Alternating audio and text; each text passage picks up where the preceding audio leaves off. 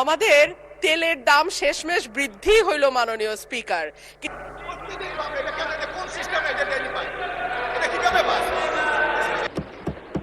মাননীয় সংসদ সদস্য রুমিন ফারহানার বক্তব্য চলছিল, বিষয়টা একেবারেই অগ্রহণযোগ্য যা করা হয়েছে। আমি এটার জন্য দুঃখ প্রকাশ করছি এবং আমি এটার নিন্দা জানাতেও বাধ্য হলাম।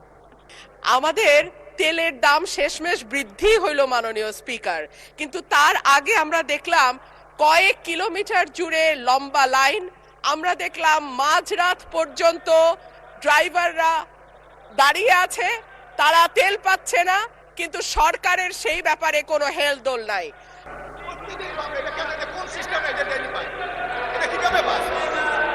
মাননীয়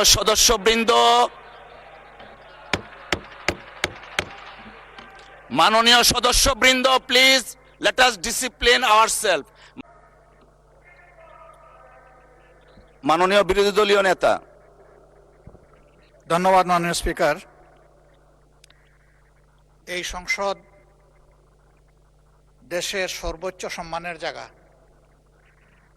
যারা এখানে নির্বাচিত হয়ে এসেছেন, দেশের জনগণের সমর্থন, ভোট, ভালোবাসা, শ্রদ্ধা নিয়ে এসেছেন। আমরা সকল সদস্যের প্রতি শ্রদ্ধা জানিয়ে বলবো, কোনো সংসদ সদস্য যখন দাঁড়িয়ে কোনো কথা বলবেন, তা নিয়ন্ত্রণ অথবা তাকে এলাও করার একক এখতিয়ার হচ্ছে মাননীয় স্পিকারের। সেই জায়গায় আজকে লক্ষ্য করলাম যে একজন স্বতন্ত্র সংসদ সদস্য তিনি যখন কথা বলছিলেন, দুঃখজনকভাবে ট্রেজারি বেঞ্চ থেকে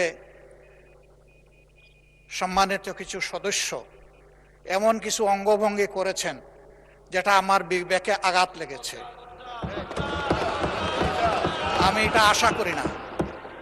এমনকি আমি এও লক্ষ্য করলাম, একবার দুইবার নয়, 4 বার 5 বার নির্বাচিত হয়ে এই সংসদে যারা এসেছেন তাদের কেউ কেউ এই কাজটা করেছেন।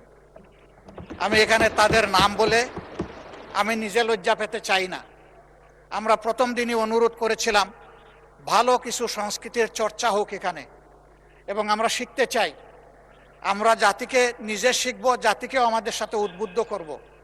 মাননীয় স্পিকার, আজকে 2 বারই লক্ষ্য করলাম যে ট্রেজারি বেঞ্চ যেখানে আপনাকে সবচেয়ে বেশি সহযোগিতা করার কথা, সেখানে আপনি বারবার অনুরোধ করা পক্ষেও তিনারা চালিয়েই যাচ্ছেন। আপনি মাইক দেন নাই, তারপরেও সংসদে কি হচ্ছে আমরা কিছুই বুঝতে পারছি না। আর শেষমেশ যখন মাননীয় সংসদ সদস্য রুমিন ফারহানার বক্তব্য চলছিল, বিষয়টা একেবারেই অগ্রহণযোগ্য যা করা হয়েছে। আমি এটার জন্য দুঃখ প্রকাশ করছি এবং আমি এটার নিন্দা জানাতেও বাধ্য হলাম। ধন্যবাদ মাননীয় স্পিকার। ধন্যবাদ মাননীয় বিরোধী দলীয় নেতা।